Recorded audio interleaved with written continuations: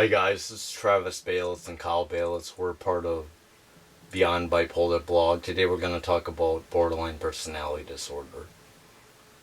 And I have a few questions for Kyle since he was the one that initially befriended someone with borderline personality disorder and was actually an ex. So I'm going to ask him a few questions.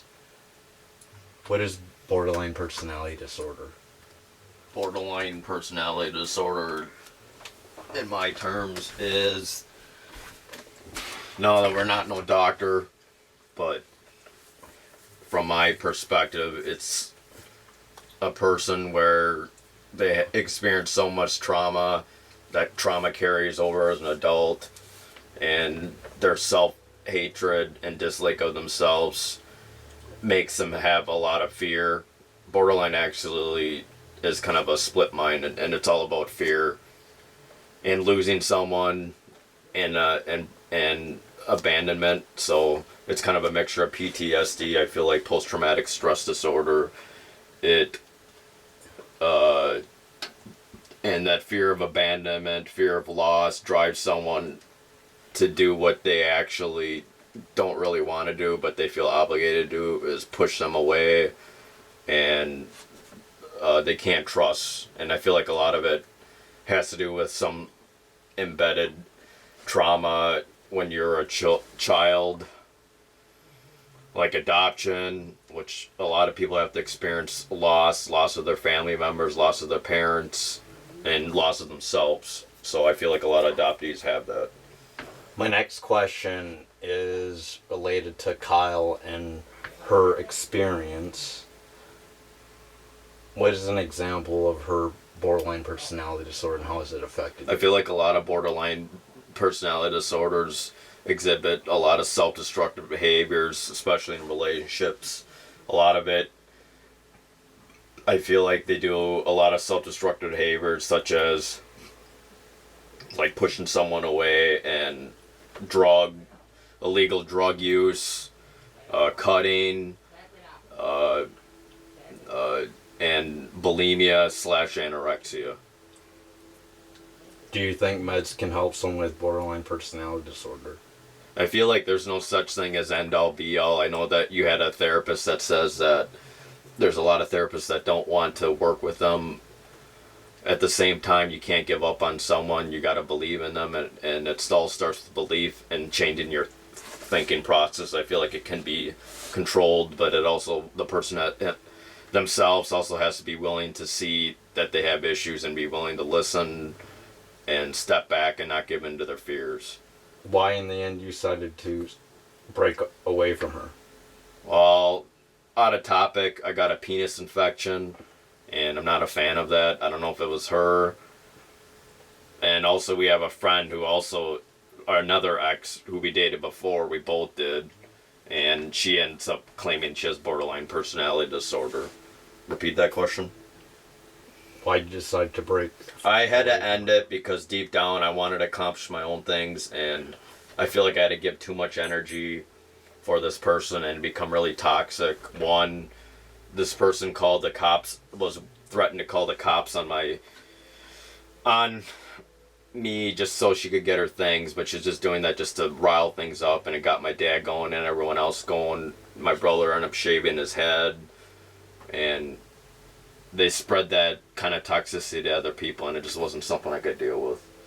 And deep down, I'm not willing to cut my arm and leg for someone, because deep down I care and love myself, to respect myself enough to know that, hey, I got my own things to accomplish. I can't just be someone's lifeblood. And if a person's not willing to step up, and then who cares? A lot of borderline people, I think, put their faith in relationships and like they need that validation to be loved, but deep down, I know it's hard to say this, you gotta just love yourself. Maybe it takes experience, maybe it takes suffering to deal with the pain. What about your borderline personality disorder? Don't you think it relates to your bipolar and how crazy you were in relationships? And how you and I think were it's a little, originally? I think bipolar is different from borderline in the fact that medications can usually help, but the biggest primary thing when it comes to a mental illness or personality disorder is the fact that how willing are you to get help to change? And if you're not willing to change, then nothing's going to happen. So I'll describe more about the mess. I'm not going to give the names, and my brother also wants me to describe how we got this person like health insurance, which was the main number one factor. I'm going to give out this location. Winona, your place sucks ass.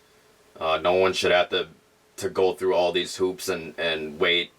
And eventually they realize with waiting that it's easier just to take meth, which obviously isn't a good idea. I don't believe in illegal drugs. I believe that it's better just to suck it up a little bit, because then deep down they actually make things worse. So Winona, Minnesota, their healthcare system is really bad, and there's a lot of drug addicts there, and they're falling through the cracks. And this is what happened to my ex-girlfriend, who is a Korean adoptee. Basically, her story was she's about to kill herself, supposedly with a gun. And again, with borderline personality disorder, sometimes they make people up, make things up, almost like a sociopath or psychopath. And that was difficult for me to determine whether the truth is or not. Deep down, I think someone that cuts himself and does drugs and self-destructive deep down does have issues. So I don't think it's totally something that they can control totally. But this person was doing meth and a whole bunch of other drugs, supposedly, and she was dating this ex that was also into drugs, who supposedly raped and beat her up, and they're just with the bad crowd. I don't respect drug addicts. I know that they have their own health concerns, but you can't just kill yourself with drugs. There's other ways. Like, hell, I know a lot of people complain about her thongs and stripping, but I'd rather do that than I mean, maybe you can't compare apples and oranges, but I'd rather destroy my reputation, have fun a little bit, and laugh than actually just do something that's serious. Because drugs are actually really serious. There's nothing really funny about it. You'll lose everything you love. This person had 3 cats. And the sad thing is this person also had a kid, which that person didn't shape up at all. So the cats end up having to be given away. So she had experienced loss again. Pushing everything away, not holding up to your responsibilities. And what will you do? You lose things that you love. Everything that you love will go away and disappear. And I don't know if that's actually worth it. That's why it's good to have a passion or... In my belief, I don't think it's a good idea relying people for your needs. There's got to be, I mean, to an extent, to somewhat, but you got to have some sort of external, inanimate object that doesn't change, because people need that stability, and that's Travis's music. Me, I like to do videos. In general.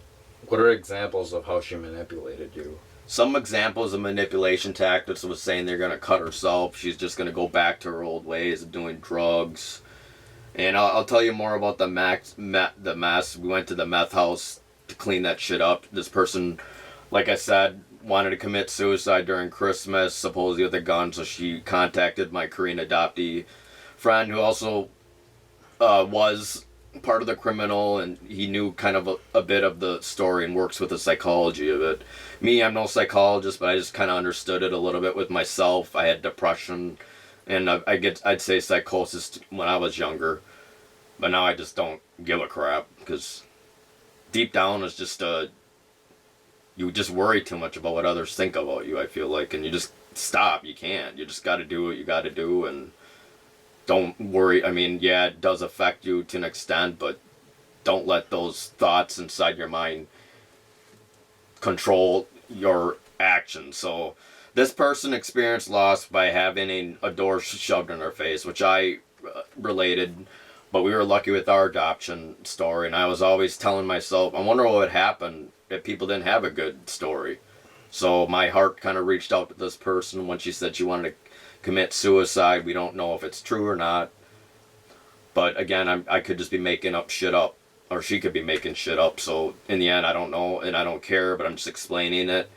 And so this person entered our lives like during January. She contacted me, and she needed a positive environment, and we were afraid that if she went back to Winona where guns and drugs are, she'd just go backwards. And this is kind of the manipulation tactic that if they don't shape up here, don't listen, they'll just go back to their old ways just to irk you. So once she got out of the hospital, we tried to get her on health insurance, which is a big fucking mess. Because when you don't have health insurance, you can't get psychiatry care, you can't get meds, you can't get therapists, you can't get anything.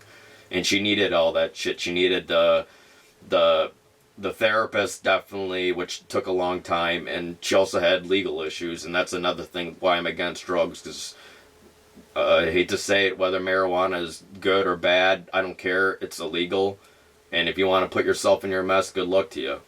You're just going to walk yourself into a pile of shit, whether it helps you or not, because there's just other ways to cope, I feel like. And some people do the worst coping mechanisms. I mean, maybe I have my own addiction. I'm addicted to porn. I watch it every day. I wank off every day. But at the same time, I'd rather do that than and maybe it degrades women, but I'd rather do that than drugs. There's other outlets, I feel. But then maybe, again, that high isn't enough. So that's something I don't understand. But, and I have other addictive behaviors, I'd say, too. Facebook, I like to rant. But it's still not as bad as self-destructive as what this person chose, I feel like. But maybe I shouldn't compare.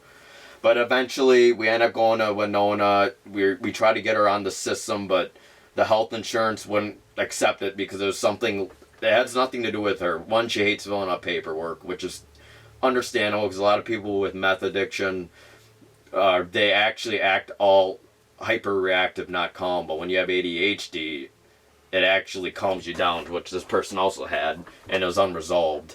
So she couldn't really fill out paperwork, and it was a fight trying to get this person to do paperwork, and I had to get my family involved, and we had a big fight about it.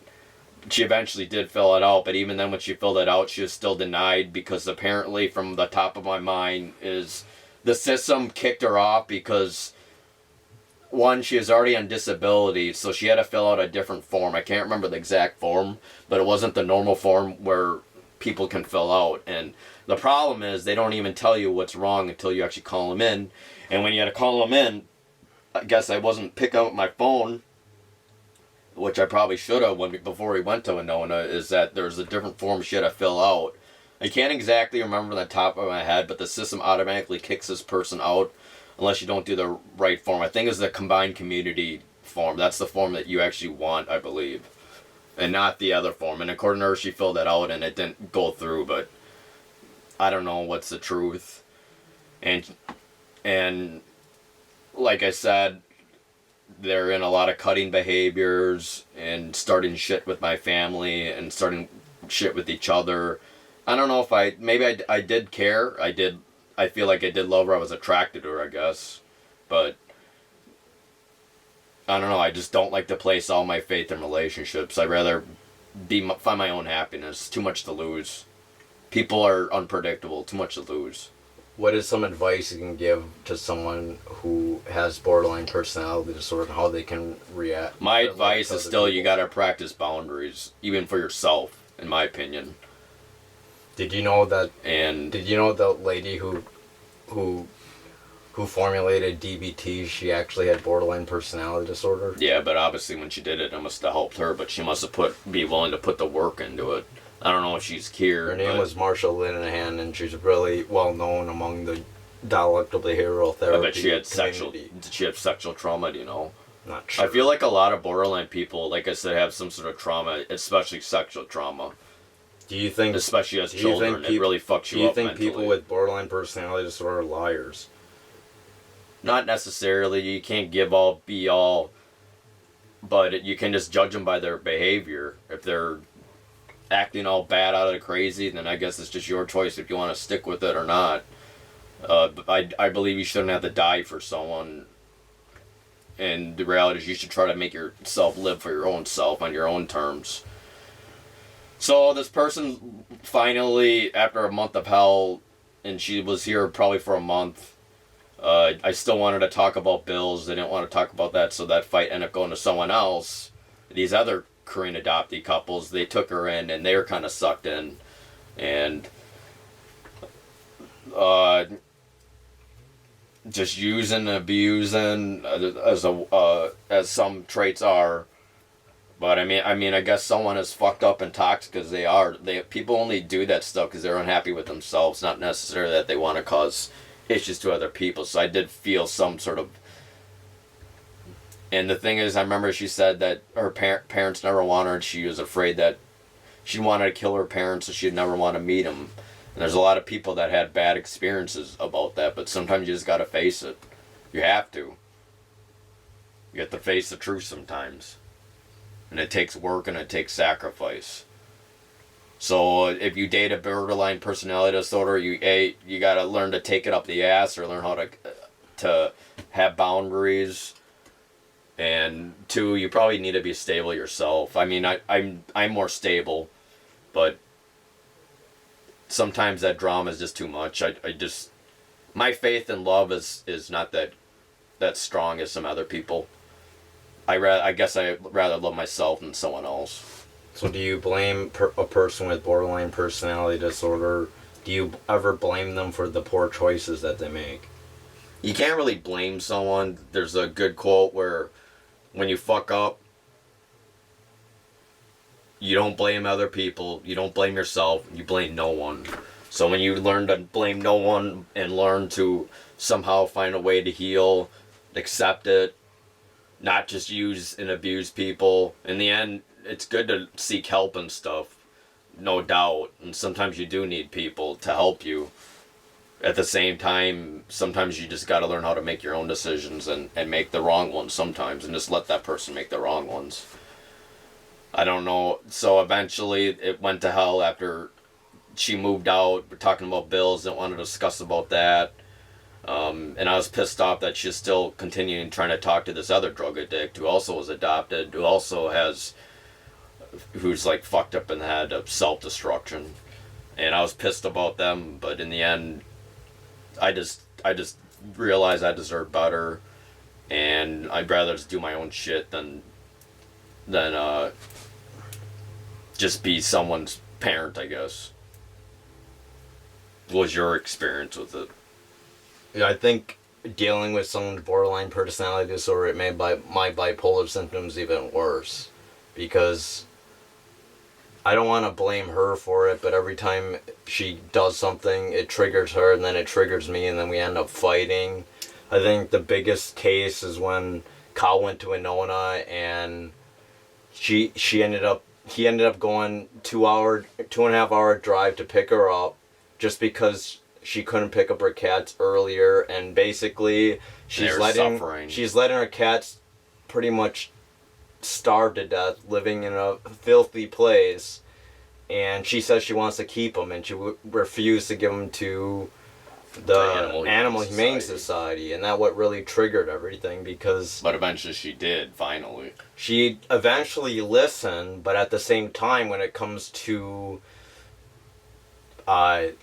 abstaining from like cutting, or the willingness to get well, the desire to get well, she lacked any of those ambitions, and don't you believe that even if someone has a mental illness, they shouldn't use an excuse not to better themselves?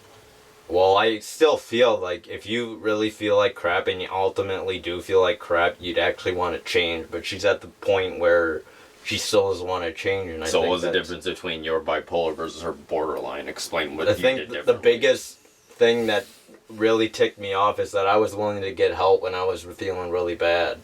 I was willing to go to the hospital, I was willing to get checked, I was willing to stay in the hospital and not say I'm doing well, and lie to people at their face saying that things are going to be better.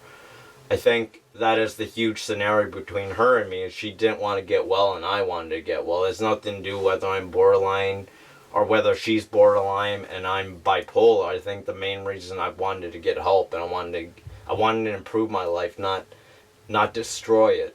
She was the opposite. She wanted to destroy every friendship she had and basically go to the same routine, which is pretty much blame other people for her problems. She refuses to take action when it comes to her own problems, like bills, responsibility, taking her meds.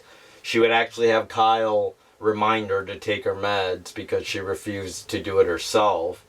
I understand people forget their meds, but this thing person's is, older than us too, 2 years. the thing is that she had the opportunity to go to an IRTS intensive residential treatment where there is a nurse on staff and they give you your meds, but she refused to go. And I feel like that is the situation where she can avoid being homeless, which was the actual end statement if it didn't work out with our other friend who took her in, or she goes to an IRTS where she at least has a 90-day referral to stay indoors, safe area. This person had a bunch of support, and even my sister, who's working for the Capitol for mental health, knows a lot about the system, and she knows how fucked up and bad it was, but she still... I remember we had this really big fight, our first big fight, and I said, just go, I don't care, and then Melissa knew that if they let her go, she might kill herself, so... She talked about that, got her to fill out the forms, and then that was that there. But it's just chaos, walking tornado everywhere.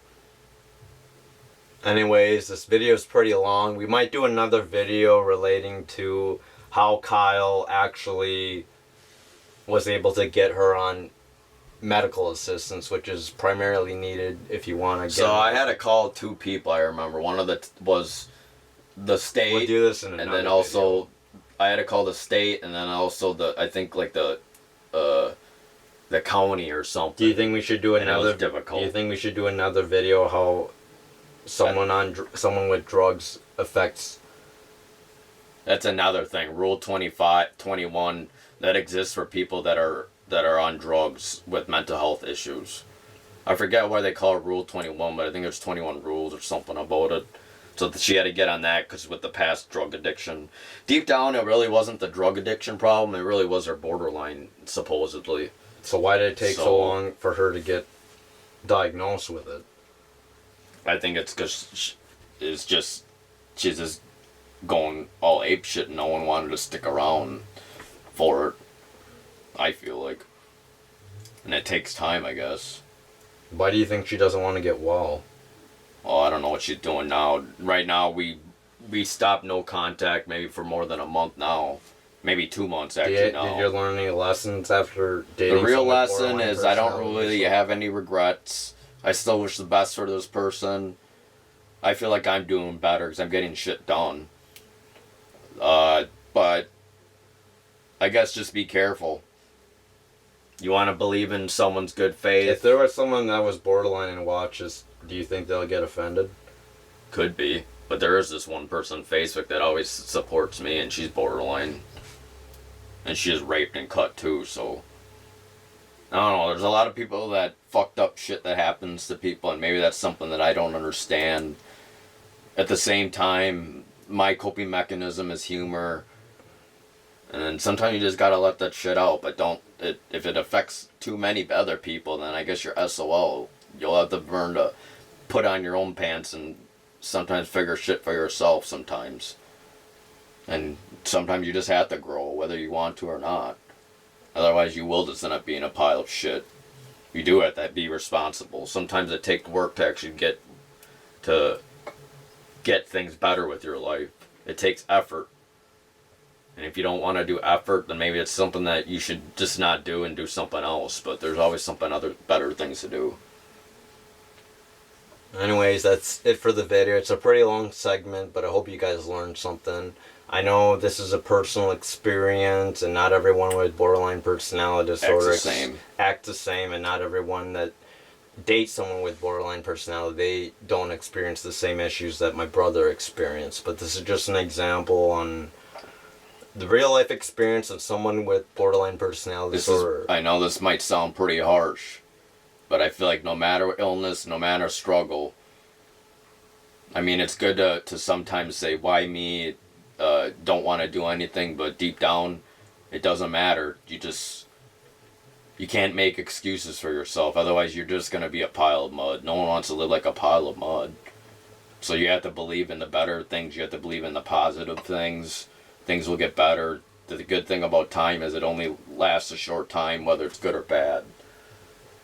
But doesn't matter what struggle you have. I feel like I mean, that's the purpose of being alive, is living through those struggles, even if it's hard sometimes.